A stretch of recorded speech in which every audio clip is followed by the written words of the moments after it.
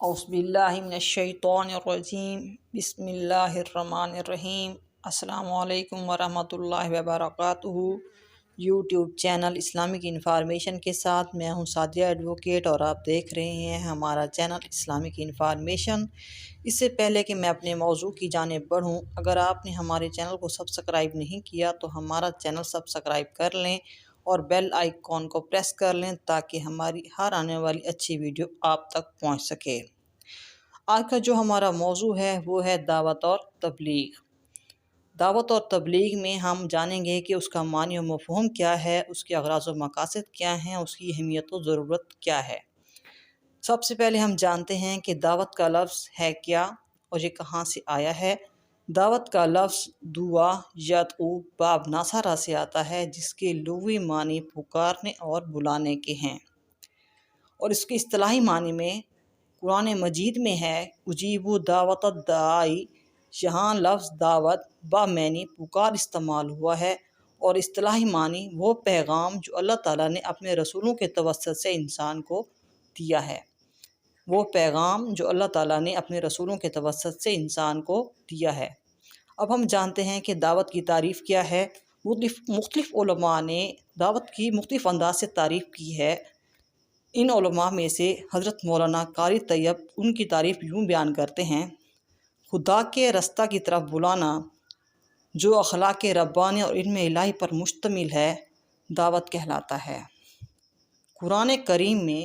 دعوت کے مفہوم میں تقریباً 40 کے قریب آیات وارد ہوئی ہیں، جن میں دین کی طرف بلانے کا مفہوم موجود ہے کہ آپ لوگوں کو دین کی طرف دعوت دیں، ان کو دین کی طرف بلائیں۔ یہ تبلیغ میں آتا ہے، دعوت کے مفہوم میں ہے۔ اب تبلیغ کا لفظ کہاں سے آیا ہے یہ جانتے ہیں۔ تبلیغ بالغا یبلغا تبلیغاً و بلاغاً باب تفعیل سے آتا ہے، جس کے معنی ہے وصل ونتہ پہنچانا۔ اصطلاح میں تبلیغ سے مراد یہ ہے کہ اسلام کو دوسرے لوگوں، قوموں اور ملکوں تک پوری شرح و بساط کے ساتھ پہنچانا کیا کہلاتا ہے؟ تبلیغ کہلاتا ہے۔ چونکہ یہ صیغہ باب تفعیل سے ہے جس میں مبالغہ پایا جاتا ہے، اس کے مفہوم میں یہ بات بھی شامل ہے کہ مخاطب تک دین کی بات ایسے عمدہ اور دل نشین طریقے سے پہنچانا کہ اس کے دل و دماغ پر اثر انداز ہو، یعنی کہ اتنا اچھا انداز ہونا چاہیے کہ آپ کی بات اس کے دل و دماغ پر اثر کر جائے۔ وہ کیا کہلاتی ہے؟ تبلیغ کہلاتی ہے۔ جیسا کہ ارشاد باری تعالیٰ ہے یا ایھا الرسول بلغ ما انزل الیک من ربک وان لم تفعل فما بلغت رسالتہ واللہ یعصمک من الناس ان اللہ لا یہدی القوم الکافرین۔ یعنی کہ اے رسول پہنچا دے جو تجھ پر اترا تیرے رب کی طرف سے، اور اگر ایسا نہ کیا تو تو نے کچھ نہ پہنچایا اس کا پیغام، اور اللہ تجھ کو بچا لے گا لوگوں سے، بے شک اللہ راستہ نہیں دکھاتا قوم کفار کو۔ یعنی کہ اس آیت میں ہے کہ اے رسول وہ پیغام جو اللہ تعالیٰ کی طرف سے تم پر آیا ہے، اترا ہے، وہ پیغام اگر تم نے ویسے نہیں پہنچایا تو تم نے اپنا فرض ادا نہیں کیا۔ یعنی کہ اللہ تعالیٰ کا پیغام پہنچانا، لوگوں تک ایسے طریقے سے پہنچانا کہ ان کے دل و دماغ پر اثر انداز کر جائے، تو وہ تبلیغ ہے۔ اور بے شک کافر قوم کو اللہ تعالیٰ راستہ نہیں دکھاتا۔ اس آیت میں اللہ تعالیٰ نے جو ہے نا نبی کریم صلی اللہ علیہ وآلہ وسلم کو بالکل واضح پیغام دیا ہے کہ اے رسول جو کچھ آپ پر رب العالمین کی جانب سے نازل ہوا ہے آپ لوگوں کو پہنچائیں۔ اگر آپ بالفرض آپ ایسا نہیں کریں گے تو ایسا سمجھا جائے گا کہ گویا آپ نے اپنے فریضے کو ادا نہیں کیا۔ تو اب ہم جانیں گے کہ دعوت و تبلیغ کی اہمیت قرآن کی روح سے کیا ہے، یعنی کہ قرآن مجید میں دعوت و تبلیغ کو کتنی اہمیت دی گئی ہے۔ جس کام کے لیے جس کام کے لیے مختلف انبیاء کرام مختلف قوموں پر اترے اور ان کو تبلیغ دی گئی کہ آپ اچھا کام کریں اور برے کاموں سے روکنے کا حکم دیا، یہ کام اتنا ضروری تھا کہ انبیاء کرام کو اتارا گیا، ان کے ساتھ پیغام بھیجا گیا کہ کن کاموں سے روکنا ہے، کن کاموں کا حکم دینا ہے۔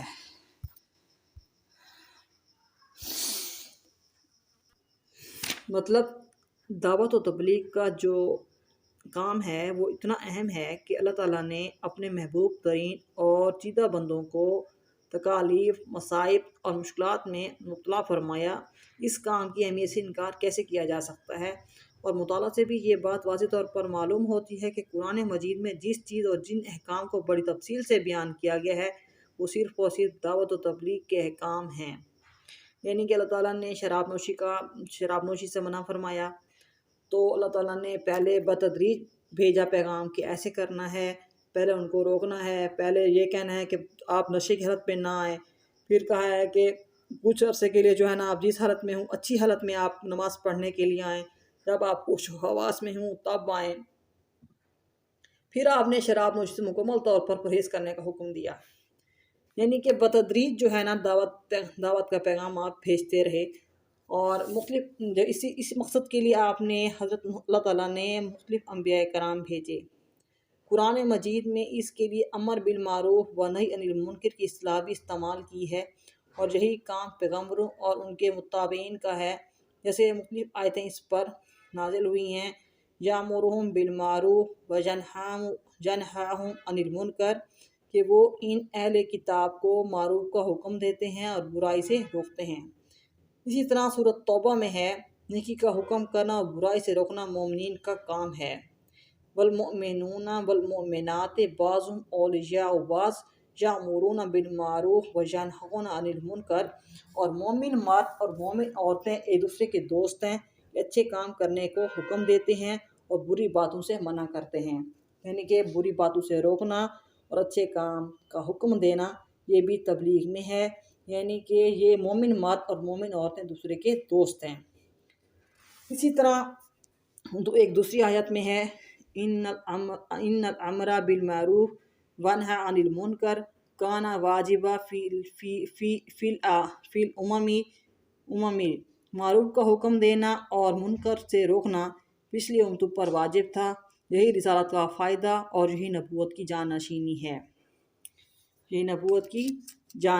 ہے، اور اسی طرح جماعت کے اندر داعی پیدا کرنا،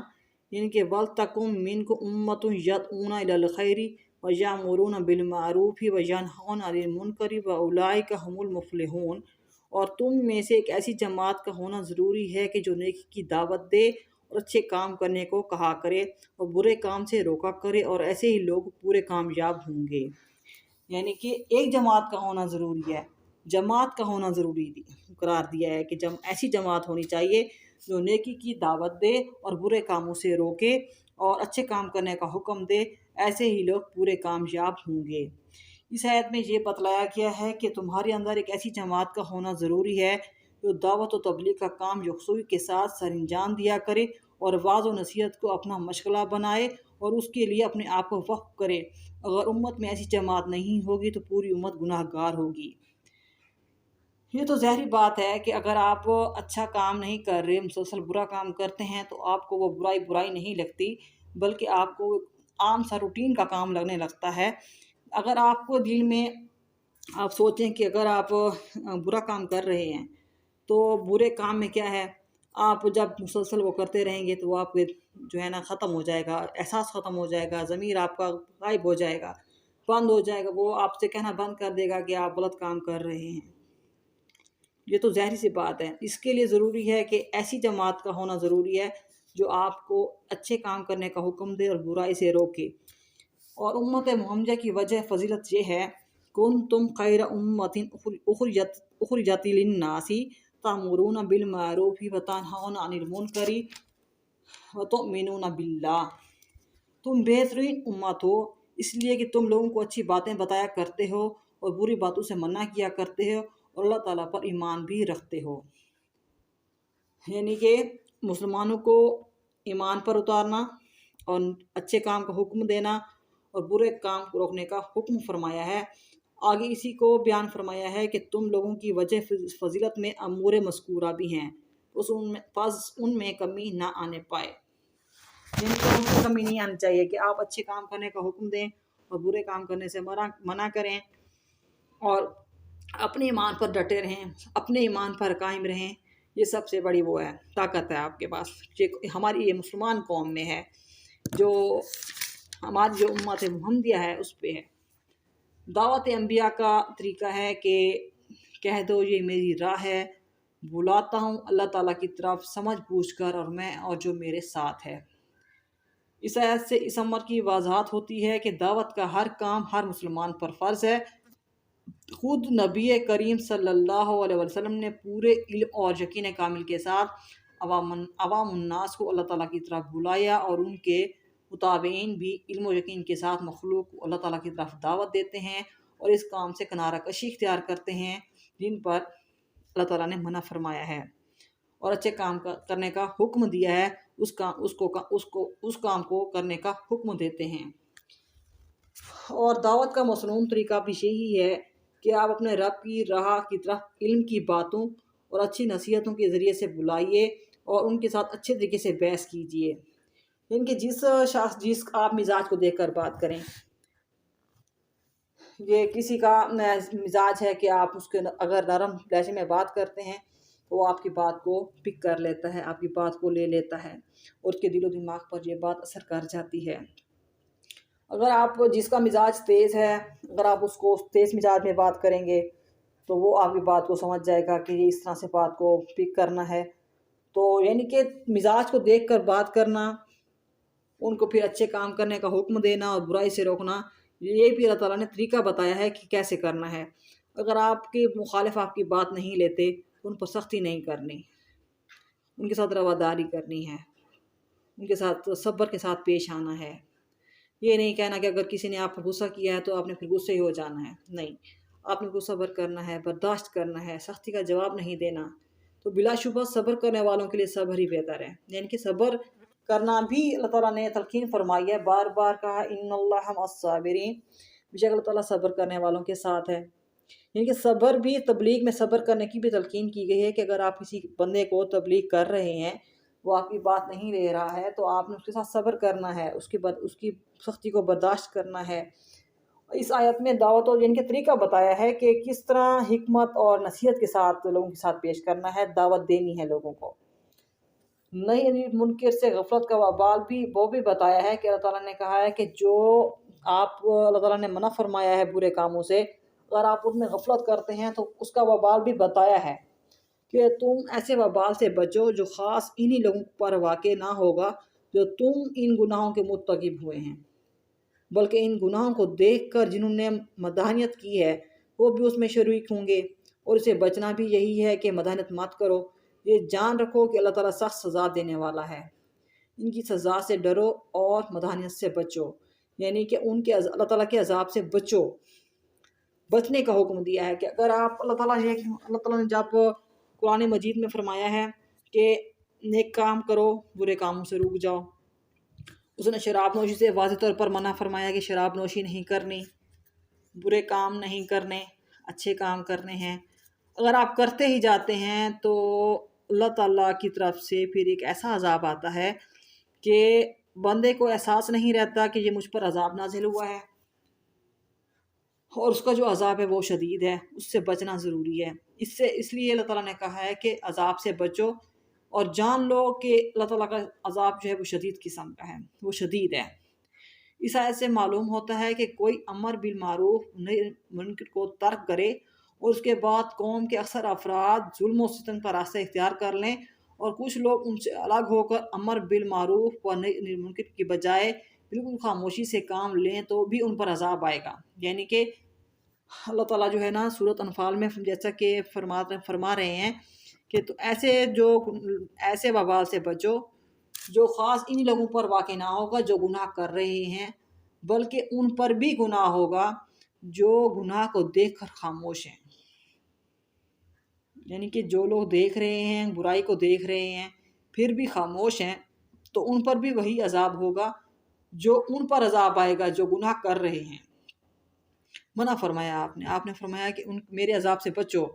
ان پر بھی وہی عذاب آئے گا جو خاموش ہیں، تو ان پر بھی عذاب آئے گا، تو بچنا چاہیے اللہ تعالیٰ کے عذاب سے۔ اور پھر جب اللہ تعالیٰ کا عذاب آئے گا تو کوئی بھی بچ نہیں پائے گا۔ اور اس کی اہمیت ازروع حدیث بھی ہے دعوت کی، کہ دعوت کی اہمیت حدیث میں بھی بیان کی گئی ہے اور کہا گیا ہے کہ ابی سعید خدری فرماتے ہیں کہ میں نے رسول اللہ صلی اللہ علیہ وسلم کو یہ ارشاد فرماتے ہوئے سنا، جو شخص تم میں سے کسی برائی کو دیکھے تو اس کو چاہیے کہ اپنے ہاتھ سے بدل دے، یعنی کہ اگر کوئی بندہ برائی کر رہا ہے تو اپنے ہاتھ سے بدل دے، ہاتھ سے بدلنے کی طاقت نہ ہو تو زبان سے اس کو بدل دے، اگر اس کی بھی طاقت نہ ہو تو دل سے اسے برا جانے، یعنی اس کا دل برائی کی طرف راغب نہ ہو، یہ ایمان کا سب سے کمزور درجہ ہے۔ یعنی کہ پہلے تو اس کو یہ چاہیے کہ وہ ہاتھ سے روکے، کہ ہاتھ سے رک جائے، اگر ہاتھ سے نہیں رکتا تو زبان سے روکنے کی کوشش کرے، یعنی دعوت دے کر اس کو سمجھا بجھا کر روکنے کی کوشش کرے، اگر وہ بھی نہیں کر سکتا تو دل سے اسے برا کہے، یعنی کہ خود اس برائی میں شریک نہ ہو، یعنی کہ اپنے دل پر وہ اس برائی کو اپنی طرف راغب نہ کرے، تو یہ بھی ایمان کا سب سے کمزور درجہ ہے، لیکن پھر بھی بچنے کا ذریعہ ہے۔ اور دل سے انکار کرنا یہ بھی نجات کا سبب ہے، اور اس کو زبان سے بند کرنے کی طاقت نہ ہو تو دل سے اس کو برا سمجھے، کہ اس صورت میں بھی اس سے وہ بری الذمہ ہے، اور یہ ایمان کا بہت ہی کم درجہ ہے۔ یعنی کہ زبان سے اگر نہیں روک سکتا، ہاتھ سے نہیں روک سکتا، تو دل میں اس کو برا سمجھے، تو یہ بھی ایمان سے بچنے کا، برائی سے بچنے کا بہترین ذریعہ ہے، اور یہ بہت ہی کم درجہ ہے، یعنی کمزور ترین درجہ ہے۔ اور اسی طرح حضرت انس بن مالک سے روایت ہے کہ ہم نے نبی کریم صلی اللہ علیہ وسلم سے عرض کیا کہ ہم اس وقت امر بالمعروف نہ کریں جب تک ہم اس پر خود عمل نہ کریں، اور ہم برے کاموں سے نہ روکیں جب تک ہم اسے پوری طرح نہ بچیں۔ نبی کریم صلی اللہ علیہ وسلم نے فرمایا کہ نہیں، بلکہ تم امر بالمعروف کرو اگرچہ تم نے خود اس پر عمل نہ کیا ہو، اور اگر برائی سے روکو اگر تم اس سے پوری طرح نہ بچے ہو، یعنی کہ اگر تم برائی کر بھی رہے ہو لیکن برائی سے بچنے کی تلقین کر رہے ہو، پھر بھی یہی کرو کہ اس کو روکنے کی کوشش کرو۔ اس حدیث سے اتنا مطلوب ہے کہ واعظ و مبلغ کو اپنی تبلیغ پر ضرور عمل کرنا چاہیے، ایسا کرنے سے اس کی دعوت زیادہ مؤثر ہوگی، لیکن اس کا یہ مطلب ہرگز نہیں کہ بے عمل شخص کسی کو نصیحت نہیں کر سکتا، بلکہ اس کے باوجود امر بالمعروف و نہی عن المنکر کرنا چاہیے۔ ان کے اگر آپ خود عمل نہیں کر رہے ہیں، آپ برائی نہیں کر رہے ہیں، لیکن آپ عمل نہیں کر رہے، دیکھ رہے ہیں، لیکن اس کو روکنا اور برے کام سے روکنا اور اچھے کام کا حکم دینا، یہ آپ کو کرنا چاہیے۔ یہ نہیں کہا کہ آپ ایسے کرتے رہو، اللہ تعالیٰ نے ہر شخص کو حکم دیا ہے جو دین کی سمجھ بوجھ رکھتا ہے، جو اچھے کاموں کو رکھنے اچھے کام کرنے، اچھے کام جو ہیں وہ سمجھنے کی کوشش کرتا ہے کہ یہ اچھے کام ہیں، یہ برے کام ہیں جن سے روکنے کا اللہ تعالیٰ نے حکم دیا ہے، تو وہ تبلیغ کر سکتا ہے۔ اور حضرت عبداللہ فرماتے ہیں کہ یا رسول اللہ کو دیکھ رہا ہوں کہ وہ ایک نبی کا واقعہ بیان فرما رہے ہیں، اور کہ قوم نے ان کو اتنا مارا کہ لہولہان کر دیا، اور اپنے چہرے سے خون پونچھ رہے ہیں، اور فرما رہے تھے کہ اے اللہ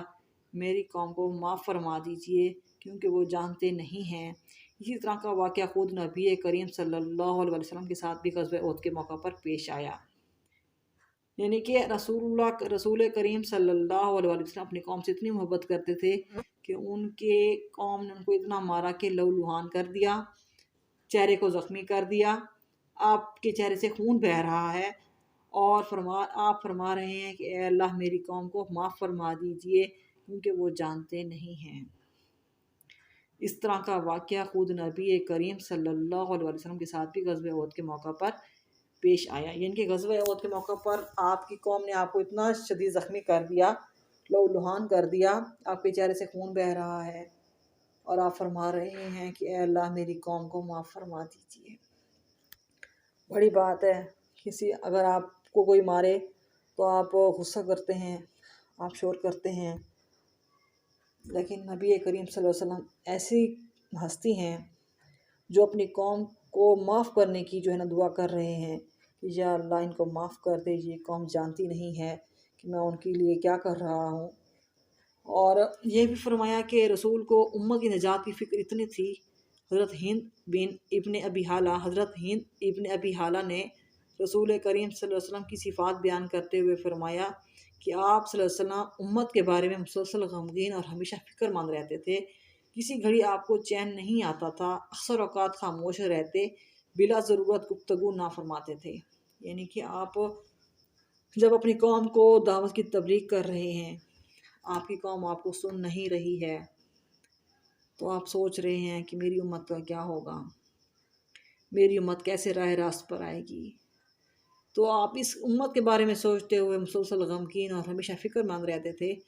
کسی گھڑی آپ کو چین نہیں آتا تھا، اکثر اوقات خاموش رہتے، بلا ضرورت گفتگو نہ فرماتے۔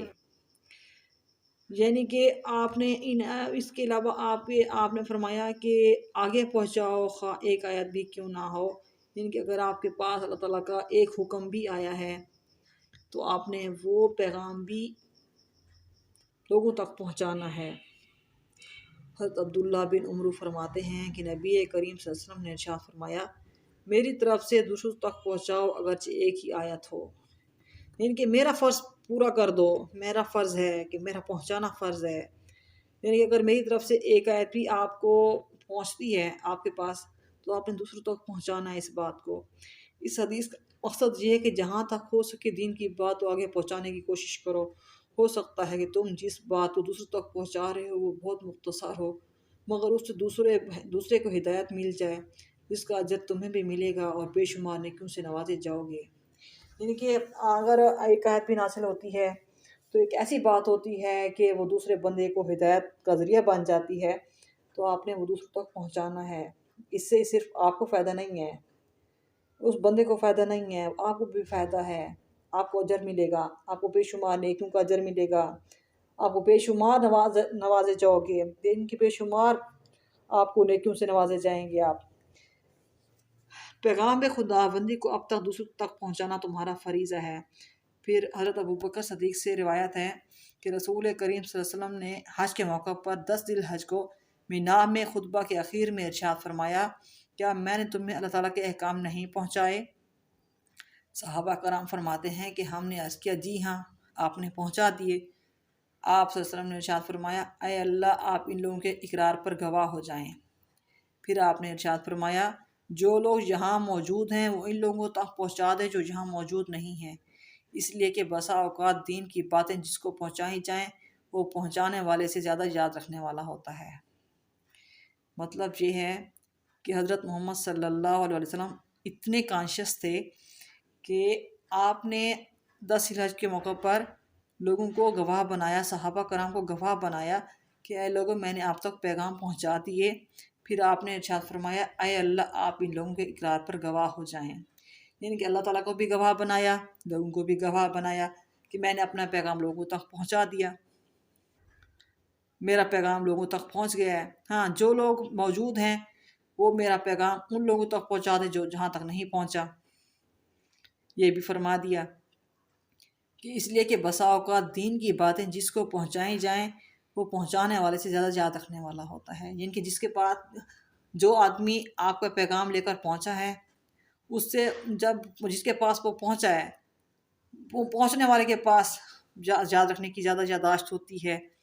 اس حدیث شریف میں اس بات کی بھی تاکید کی گئی ہے کہ اللہ تعالیٰ اور ان کے رسول کی جو بات سنی جائے اسے اپنی ذات تک محدود نہ رکھا جائے بلکہ اسے دوسرے لوگوں تک پہنچایا جائے۔ ممکن ہے لوگ اسے زیادہ یاد رکھنے والے ہوں، لوگ اسے پھیلانے والے ہوں۔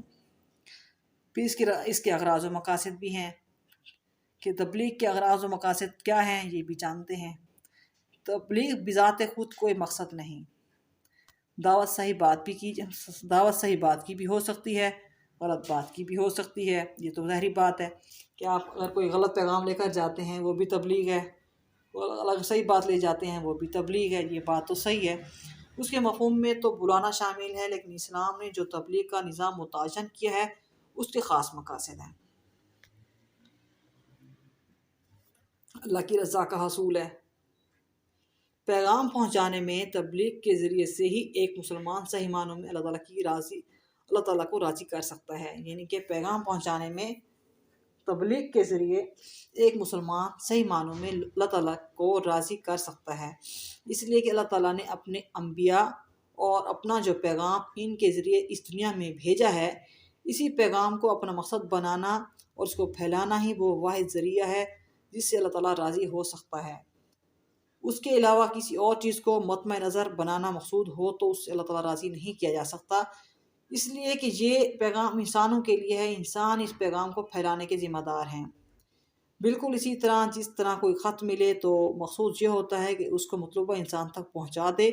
انبیاء کے بعد ساری ذمہ داری پیغام رسانی کی مسلمانوں پر عائد ہوگی، اس لیے قرآن مجید میں آتا ہے قُلْ إِنَّ صَلَاتِي وَنُسُكِي وَمَحْيَايَ وَمَمَاتِي لِلَّهِ رَبِّ الْعَالَمِينَ۔ اس سے یہ بات متعین ہوتی ہے کہ کوئی اپنی زندگی کا سارا اثاثہ، توانایاں اور قوتیں جو اللہ تعالیٰ نے دی ہیں اور ساری عبادات کا نظام سب کچھ اللہ ہی کے لیے ہونا چاہیے۔ یعنی کہ تبلیغ جو ہے اللہ تعالیٰ کو راضی کرنے کا ذریعہ ہے کہ مسلمان صحیح معنی میں اللہ تعالیٰ کو راضی کرے تو اپنا پیغام، تو اس کا پیغام جو ہے اللہ تعالیٰ کا جو پیغام ہے وہ مختلف لوگوں تک پہنچائے اور صحیح طریقے سے پہنچائے، تو یہ اللہ تعالیٰ کی رضا کا حصول ہے۔ اور اللہ تعالیٰ ان پیغام پہنچانے والوں کو اپنا مددگار کہتا ہے جو اس کی راہ میں جدوجہد کرتے ہیں، یعنی کہ جو پیغام پہنچاتے ہیں، اللہ تعالیٰ کا پیغام لوگوں تک پہنچاتے ہیں، اللہ تعالیٰ فرماتے ہیں کہ یہ میرے پہنچانے والے، پیغام پہنچانے والے میرے مددگار ہیں۔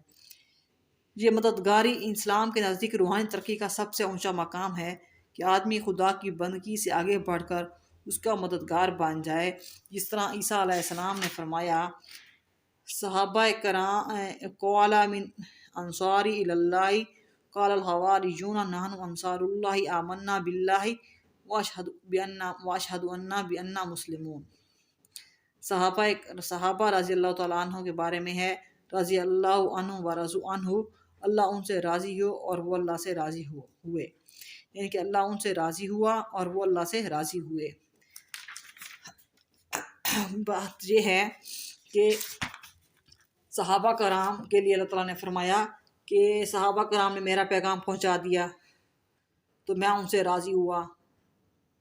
اللہ بھی ان سے راضی ہوا اور وہ اللہ سے راضی ہوئے، یعنی کہ اللہ تعالیٰ نے ان کو نواز دیا۔ تبلیغ کا ایک مقصد یہ بھی ہے کہ شہادت حق کی ذمہ داری کا جو فریضہ مسلمانوں کو سونپا گیا ہے وہ اوروں تک پہنچا کر اپنی ذمہ داری سے صحیح معنوں میں عہدہ برا ہو سکیں اور اپنے فرض کی تکمیل کر سکیں۔ سوال یہ پیدا ہوتا ہے کہ بدی اور نیکی میں جو کشش ہے اسے کس طرح سے استعمال کیا جائے۔ اس کے لیے ضروری ہے کہ اس کے سامنے سچائی کو بیان کیا جائے، نیکی کا پیغام پورے طور پر پہنچایا جائے۔ انسان کے اندر نیکی اور بدی دونوں صلاحیتیں موجود ہیں اور اللہ تعالیٰ نے ہر انسان کے اندر نیکی اور بھلائی کی تمیز کی قابلیت بھی رکھی ہے۔ ہر انسان کے اندر یہ خواہش بھی رکھی گئی ہے کہ وہ نیکی کی طرف جھکے۔ نیکی کے اندر کشش یہ ہے کہ اس کی طرف لوگوں کو کھینچ کر آئیں۔ نیکی کے اندر کشش یہ ہے کہ اس کو لوگوں کی طرف کھینچ کر آئیں۔ مبلغ کا کام صرف پہنچا دینا ہے، اس کے بعد مبلغ کی ذمہ داری ختم ہو جاتی ہے، پھر اس کے بعد انسان کی اپنی قسمت ہے۔ یعنی کہ یہ بات ہے کہ اللہ تعالیٰ نے نیکی اور بدی کے جو ہے نا راستے دکھا دیے ہیں، یہ نیکی اور بدی کا راستہ دکھا دیا ہے انسان کے لیے، لیکن بات یہ ہے کہ نیکی میں اور بدی میں جو کشش ہے وہ دونوں میں موجود ہے، یعنی کہ بدی میں بھی ہے اور نیکی میں بھی ہے، لیکن انسان بدی کی طرف زیادہ راغب ہوتا ہے اور نیکی میں جو ہے نا پیغام ضروری ہے،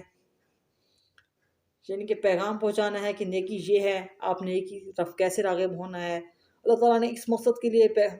مختلف انبیاء کرام نازل فرمائے، مختلف کتابیں نازل فرمائیں، یعنی کہ آپ نے اس نیکی کے لیے، برائی تو ویسے موجود تھی، بدی میں جو ہے نا برائی تو پہلے سے موجود تھی، یعنی کہ وہ اتنی طاقت رکھتی تھی کہ پیغام انبیاء کرام آئے، پھر ان کے ساتھ جو ہے نا مختلف بکس آئیں، مختلف کتابیں آئیں، لیکن بات یہ ہے کہ مبلغ کا کام صرف پہنچا دینا ہے۔ یہ انسان کی اپنی وہ ہے طاقت ہے کہ وہ چاہے نیکی کا راستہ اختیار کرے چاہے وہ برائی کا راستہ اختیار کرے، لیکن مبلغ کی ذمہ داری ختم ہو جاتی ہے، پھر اس کے بعد انسان کی اپنی قسمت ہے۔ یعنی اللہ تعالیٰ نے قسمت پر بھی یہ چھوڑا ہے کہ قسمت آپ کو نیکی کی طرف راغب کرتی ہے یا برائی کی طرف راغب کرتی ہے۔ اسی لیے قرآن کو فرقان اور نور رحمت کہا گیا ہے کہ قرآن نیکی اور بدی کو واضح کرتا ہے، لہذا ضروری ہے کہ جنہوں نے اس پیغام کو قبول کیا ہے اسے دوسروں تک پہنچا کر اپنے فرائض سے سبکدوش ہوں اور اتمام حجت ہو۔ قرآن نے انبیاء کا مقصد یہ بیان کیا ہے، پیغمبروں کو دنیا میں بھیجنے کا مقصد اتمام حجت تھا تاکہ آخرت میں کوئی انسان یا قوم یہ نہ کہہ سکے کہ اس تک پیغام ہی پہنچانا تھا۔ اب اگر بالفرض دنیا کا کوئی کوشہ ایسا ہے جہاں لوگ ہیں مگر ان تک اسلام نہیں پہنچا تو کیا یہ اس کی ذمہ داری نہ ہوگی؟ اس لیے فرمایا کہ وہ لوگوں تک پیغام پہنچائیں۔ یعنی کہ آپ سوچ رہے ہیں کہ پیغمبروں کا مقصد جو تھا وہ انسان تک پیغام پہنچانا تھا، تاکہ کوئی قوم یہ نہ کہہ سکے کہ ان تک پیغام پہنچا ہی نہ تھا۔ تبلیغ ہی وہ واحد ذریعہ ہے جس سے لوگوں کو اپنے ساتھ چلایا جا سکتا ہے۔ معاشرے میں کبھی انقلاب انفرادی کوششوں سے برپا نہیں ہو سکتا۔ اس کے لیے ضروری ہے کہ ایسے افراد جو اس دعوت میں ساتھ آئیں انہیں منظم کیا جائے، ایک لڑی میں پرو دیا جائے، جیسا کہ قرآن میں حزب، جماعت، ملت کا نام آیا ہے۔ وہاں انبیاء نے یہ کیا کہ جن لوگوں نے دعوت کو قبول کیا انہیں علیحدہ گروہ کی شکل میں منظم کیا، یعنی کہ جن لوگوں نے دین کو چن لیا، دعوت و دین کو چن لیا، دین کو منتخب کر لیا، تو انہوں نے علیحدہ گروہ کی شکل میں منظم کیا۔ یعنی کہ اگر آپ 5-6 لوگ ہیں، وہ انہوں نے دین کی راہ کو اختیار کر لیا، انہوں نے دعوت دینے کا پیغام دینا شروع کر دیا، دعوت دین دینا شروع کر دیا،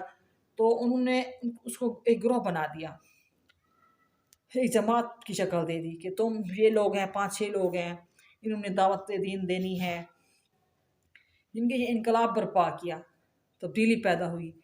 کیونکہ انقلاب کا جو طریقہ ہے اس کے مختلف مرحلے ہیں۔ پہلی سٹیج تبلیغ ہے، اس کا مقصد معاشرے کے لیے افراد کو چن کر منظم کرنا ہے جو اس مقصد اور نصب العین کو سمجھ گئے ہوں اور اس کی خاطر قربانیاں دینے کے لیے ایسے تیار ہوں جیسے ان کے سامنے اور کچھ بھی اہمیت نہ رکھتا ہو۔ اور جو جماعت اس طریقے سے منظم ہو اس کے ذریعے سے ایک ہمہ گیر اسلامی انقلاب برپا ہو سکتا ہے۔ یہ بھی تبلیغ کے ذریعے ہوتا ہے جس طرح نبی کریم صلی اللہ علیہ وسلم نے کیا۔ تبلیغ کا یہ مقصد یہ بھی ہے کہ معاشرے کے اصولوں کو خدا کی اطاعت کے تابع کر دیا جائے۔ یہی مقصد انبیاء کی بعثت کا تھا۔ چنانچہ اللہ تعالیٰ کا فرمان ہے هو الذی ارسل رسولہ بالہدی ودین الحق لیظہرہ علی الدین کلہ ولو کریہ المشرکون۔ وہ لوگ جو بھیجے گئے رسول اللہ کی طرف ہدایت کے لیے اور دین حق کے لیے، ان کے لیے واضح ہے کہ الدین ان پر واضح ہے، کل ہی پورا کا پورا، اور جو لوگ منکر ہوئے، یعنی کہ جو جماعت اس طریقے سے منظم ہو اس کے ذریعے سے ایک ہمہ گیر اسلامی انقلاب برپا کیا جا سکتا ہے۔ یہ بھی تبلیغ کے ذریعے ہوتا ہے جس طرح نبی کریم صلی اللہ علیہ وسلم نے برپا کیا، یعنی کہ آپ نے ایسے دین کو پھیلایا کہ ایک ہمہ گیر اسلامی انقلاب برپا ہو گیا۔ لیکن یہ بھی ہے کہ دعوت و سلسلہ تو چلتا رہے گا۔ حضرت ابن عباس رضی اللہ تعالی عنہ فرماتے ہیں کہ رسول اللہ صلی اللہ علیہ وسلم نے ارشاد فرمایا، آج تم مجھ سے دین کی باتیں سنتے ہو، کل تم سے دین کی باتیں سنی جائیں گی، پھر ان لوگوں سے دین کی باتیں سنی جائیں گی جن لوگوں نے تم سے دین کی باتیں سنی تھیں، لہذا تم خوب دھیان سے سنو اور اس کو اپنے بات والوں تک پہنچاؤ، پھر وہ لوگ اپنے بات والوں تک پہنچائیں اور یہ سلسلہ چلتا رہے۔ مقصد یہ ہے کہ اگر آپ دعوت کی بات سن رہے ہیں تو آپ نے ارشاد فرمایا کہ آج تم مجھ سے دین کی باتیں سنتے ہو، کہ دین کی باتیں سن رہے ہیں، آپ نبی کریم صلی اللہ علیہ وسلم کی باتیں سن رہے ہیں، انہوں نے فرمایا کل تم سے وہ باتیں سنی جائیں گی، اور پھر وہ دوسرے لوگ سننے والے ہوں گے، پھر دوسرے لوگوں سے اور لوگ سننے والے ہوں گے، اسی طرح ایک سلسلہ چلتا رہ جائے، ایک سیریز چل پڑے گی جس سے دعوت و دین پھیلتا چلے گا۔ اور اسی طرح جو ہے نا آج کے لیے صرف اتنا ہی،